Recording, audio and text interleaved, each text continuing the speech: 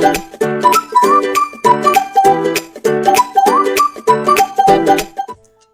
Friends, welcome back to Sri వంటగది. ఈరోజు recipe వచ్చేసి ఇన్స్టెంట్ రైస్ ఫ్లోర్ ఇడ్లీ అండి. నిజమేనండి, మీరు వినేది నిజమే. అప్పటికప్పుడు ఇడ్లీ ప్రిపేర్ చేసుకోవాలనుకుంటే కనుక ఇలాగా సాఫ్ట్ అండ్ స్పంజీ ఇడ్లీని 10 నిమిషాల్లో చేసేసుకోవచ్చు అనమాట. ఒక్కొక్కసారి పప్పు నానబెట్టడం, రుబ్బుకోవడం మర్చిపోతూ ఉంటాం కదా, అలాంటప్పుడు ఈ ఇడ్లీని ట్రై చేయండి. ఎప్పుడు ఇదే ఇడ్లీ చేసుకొని తింటారనమాట, అంత టేస్టీగా ఉంటాయి. Let's start the process. ఈ ఇడ్లీ ప్రిపేర్ చేయడం కోసం ముందుగా ఒక మిక్సింగ్ బౌల్ తీసుకుని దాంట్లోకి 1 కప్ వరకు బియ్యం పిండిని తీసుకోండి. రైస్ ఫ్లోర్ 1 కప్ వరకు తీసుకోవాలి. తర్వాత అదే కప్ తోటి 1/2 కప్ వరకు బొంబాయి రవ్వని తీసుకోవాలి. ఈ బొంబాయి రవ్వని కొన్ని చోట్ల సూజీ అని కూడా అంటారండి. ఓకే ఫ్రెండ్స్, నెక్స్ట్ ఇప్పుడు దీంట్లోకి 1 కప్ వరకు కమ్మటి పెరుగుని యాడ్ చేసుకోండి. నెక్స్ట్ ఇప్పుడు దీంట్లోకి రుచికి తగినంతగా సాల్ట్ వేసుకోవాలి. తర్వాత 1 కప్ వరకు వాటర్ వేసుకుని ఉండలు లేకుండా బ్యాటర్ని చాలా స్మూత్గా కలుపుకోవాలి. చూసారు కదా, ఇలాగ ఒకే యాంగిల్లో తిప్పుకుంటూ కలిపితే కనుక మనకి పిండిలోకి ఉండలు అనేవి ఫామ్ అవ్వకుండా పిండి చక్కగా కలుస్తుందండి. చూసారు కదా, ఇలాగా కలుపుకోవాలన్నమాట.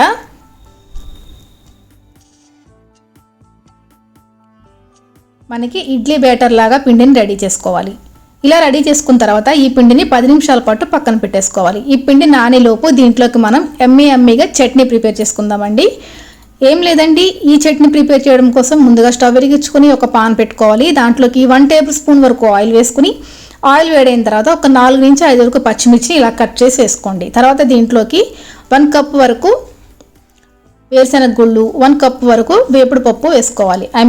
వేపుడు పచ్చి శనగపప్పు అనమాట. కొంచెం అల్లం ముక్కలు కూడా వేసుకుని వీటిని చక్కగా రోస్ట్ చేసుకోవాలి. ఓకే ఫ్రెండ్స్, ఇవి బాగా ఫ్రై అయిన తర్వాత పూర్తిగా చల్లారనివ్వాలి. పూర్తిగా చల్లారిన తర్వాత చక్కగా దీంట్లోకి కొంచెం అంత సాల్ట్, వాటర్ వేసుకొని లిక్విడ్ లాగా మిక్సీ పట్టుకోవాలి. ఇందులో చింతపండు ఏమీ యాడ్ చేయవలసిన పని లేదండి. చూసారు కదా, వీడియోలో చూపించిన విధంగా ఇలాగ గ్రైండ్ చేసుకోండి. ఓకే ఫ్రెండ్స్, ఇప్పుడు ఈ చట్నీని మనం తాలింపు చేసుకోవాలి. తాలింపు దినుసులు అన్నీ వేసుకుని కొంచెం ఎండుమిరపకాయలు, కొంచెం కరివేపాకు వేసుకుని చక్కగా ఫ్రై చేసుకున్న తర్వాత చట్నీలోకి పోపు వేసుకోవాలన్నమాట. చూసారు కదా, మనకి చట్నీ అనేది చక్కగా రెడీ అయిపోయింది. ఇప్పుడు దీన్ని పక్కన పెట్టేసుకుందాము. తర్వాత మనకి పిండి చూస్తే కనుక చూడండి, చక్కగా నానిపోయింది అనమాట. ఈ బ్యాటర్ మీకు గట్టిగా అనిపిస్తే దీంట్లోకి ఒక 1/2 గ్లాస్ వరకు వాటర్ వేసుకోండి. చూసారు కదా, ఈ పిండి కొంచెం థిక్గా ఉంది కదా, దీంట్లోకి కొంచెం వాటర్ వేసి కలుపుతున్నాను. ఇలా కలుపుకున్న తర్వాత దీంట్లోకి ఈనో ఉంటుంది కదండి, అది 1 టేబుల్ స్పూన్ వరకు వేసుకోవాలి. మీ దగ్గర ఈనో లేకపోతే కనుక వంట సోడా ఉంటుంది కదా, దాన్నైనా కానీ యూస్ చేసుకోవచ్చు. ఈనో చక్కగా పొంగడానికి 1 టేబుల్ స్పూన్ వరకు వాటర్ వేస్తే కనుక మనకి ఈనో అనేది చక్కగా పొంగుతుందండి. చూసారు కదా, ఇలా వేసుకున్న తర్వాత ఒకసారి బాగా కలిపేసుకోవాలి. ఈనో వేయటం వల్ల మనకి ఇడ్లీ అనేది చాలా ఫ్లఫీగా వస్తుందన్నమాట. ఓకే ఫ్రెండ్స్, చూసారు కదా, మనకి బ్యాటర్ అనేది రెడీ అయిపోయింది. ఇప్పుడు మనం ఇడ్లీని ప్రిపేర్ చేసుకుందాం. ఇడ్లీ స్టాండ్ తీసుకుని దానికి కొద్దిగా నెయ్యి అప్లై చేసుకోవాలండి.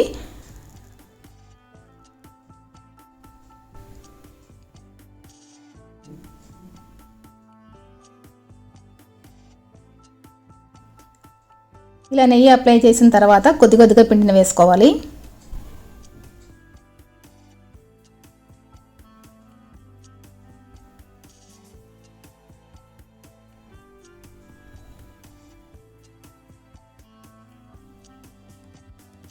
తర్వాత స్టవ్ని లో ఫ్లేమ్లో పెట్టుకుని చక్కగా ఒక 10 మినిట్స్ పాటు కుక్ చేసుకోవాలి. చూసారు కదా, 10 మినిట్స్ తర్వాత చూస్తే మనకి ఇడ్లీ అనేది చక్కగా కుక్ అయిపోయింది.